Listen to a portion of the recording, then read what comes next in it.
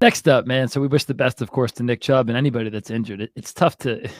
We try to be excited with our presentations because we love what we do, Tom, and this is so much fun. But when it's stuff like this, it sucks. And of course, we wish him the best. But on to a new guy, Tom. So David Montgomery, thigh, he's day to day. Gibbs seems healthy, by the way. I don't know if you want to touch on both of those guys, but it looks like Monty's legitimately questionable for this week. What do you think?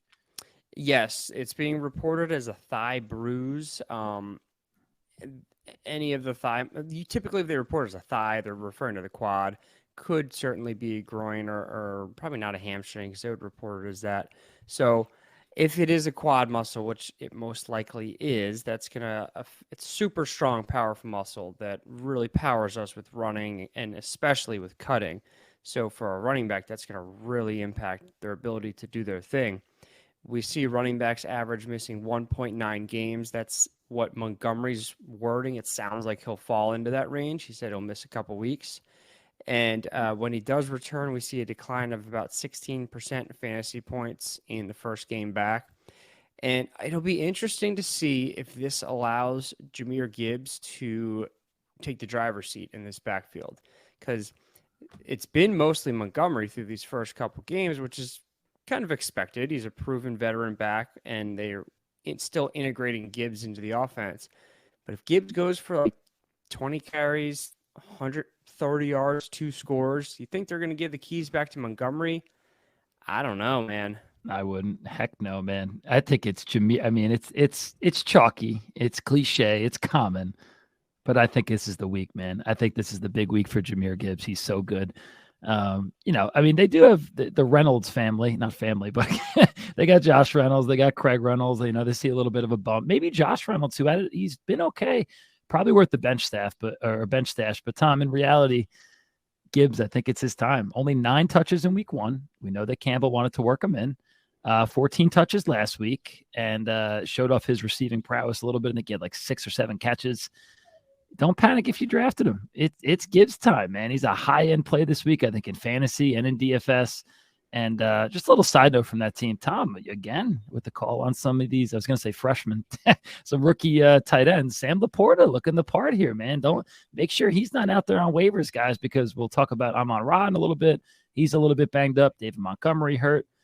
Sam Laporta, man, caught 5 of 6 targets for 63 last week, so looked pretty good. But again, with this backfield, you got Gibbs. Of course, you're playing with confidence. I'm going to probably put in a couple of bets on him. We'll talk about that later, possibly. But he seems to be the guy. Next up, we go over to Jamaal Williams, hamstring, and reportedly, Tom, he's going to miss some time. How much time, and what are your thoughts on Jamaal Williams?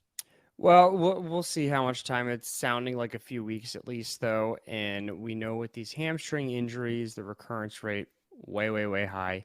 Not as bad in running backs as it is in receivers, like we've talked about on the show last time. The hamstring gets stressed at top end sprint speed, which the running backs typically just don't have the space to get up to, which is why but the receivers do, which is why we see them more impacted. But Jamaal Williams definitely will be out this week, maybe a couple weeks. And that's interesting because his counterpart, Kendre Miller, who missed the first 2 weeks with a hamstring injury, full practice today. And this is a guy who was very productive in college, profiles as a running back that can be a legit playmaker in this league, and very well may see the bulk of the carries. I know Tony Jones Jr. is there as well, scored a couple times the other night, but we've seen him in the league for a few years. He's not special. He's a solid fill-in player for 8-10 touches a game, where Kendre Miller has the potential to be like a big-time playmaker.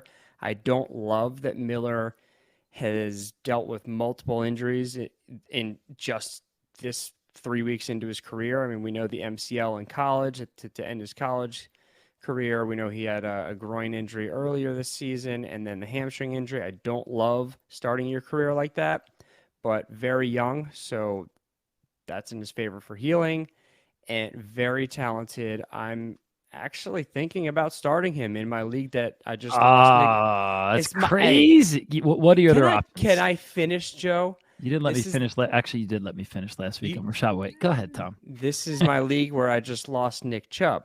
So if 70% of Fab isn't enough to get Jerome Ford, I'm starting Kendre Miller. I wish you luck. I mean, it could be an upside play. I do think, again, Tony Jones Jr. will play a role. Probably more design runs for Taysom Hill like last week. They're going to draw up some stuff for him. But again, you got Kamara coming back next week. So this is a good opportunity. It's not make or break for Kendre Miller, but I think it's a good opportunity. I wouldn't start Tony Jones probably, even though he did get the bulk of the work, but 12 carries, Tom, like you said, measly 34 yards. Maybe Kendre Miller proves it this week, Tom. We shall see. I wish you luck.